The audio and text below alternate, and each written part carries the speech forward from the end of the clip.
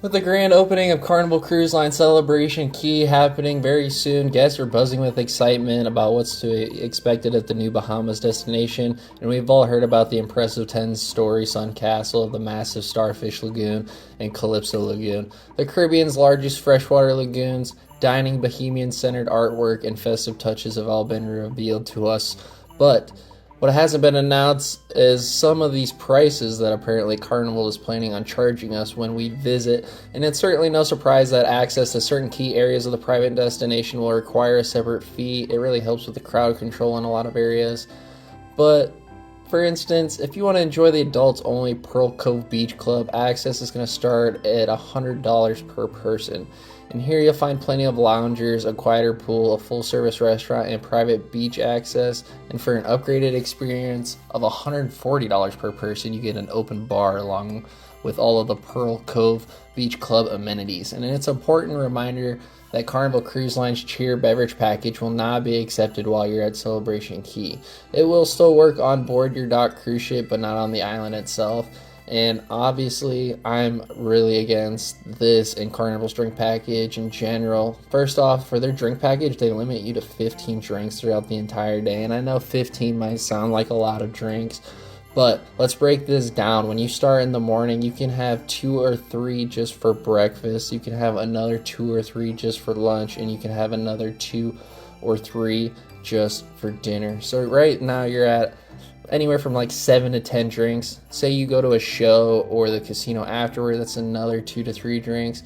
So now you're limited to two to 3 drinks depending on how many you've had on these certain occasions throughout the in-between time. So, and there's a lot of downtime between your meals. Like if you're having breakfast at 8 to 9, and you're spending like an hour or 2 at breakfast, there's still going to be like 3 to 4 hours between lunch, and then another 3 to 4 hours between dinner. And I don't know, just personally I'm not a big fan. And then also once you go on the private island, it doesn't be included either. Now personally, I was hoping what they would do is make it so that you would get extra drinks to the 15 if you would pay extra. But now they're not including it at all, which is just beyond me. But one of the more surprising fees for Celebration Key is the $15 per person charge to enjoy the 2 racing water slides. See, I understand this fee, and it is an all-day unlimited pass, which kind of defeats the purpose of the crowd control thing. I would make this a smaller charge and then make it reoccurring. If you make it like $2 or $3 per person per time, you're gonna limit this. But if you just get these parents and these kids to agree to a one-time purchase of $15, you're really going to crowd up these water slides. And honestly, I'm just not a big fan of how Carnival's deciding to do it. But obviously, that's their decision to make. Now, personally, when it comes to all of these decisions, it's whatever. But if you're paying an extra $140 per person and it's just a family of 4, you're talking a huge expense adding for your vacations. So I don't know, those are the only 2 major charges that they're going to be charging here at Celebration Key. They do have various charges for cabanas and stuff, but I'm not really going to include that because let's be honest, if you're buying these exclusive cabanas, you're pretty much signing up to get these exclusive private places, and there's only so many of them on board, and every cruise line is charging an absorbent amount for these cabana rentals.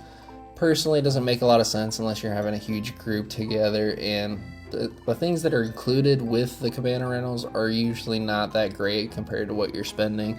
You can definitely get better value elsewhere. But anyway, that's just I just wanted to make a quick video ranting about how expensive and the poor decisions that Celebration Key is making for Carnival.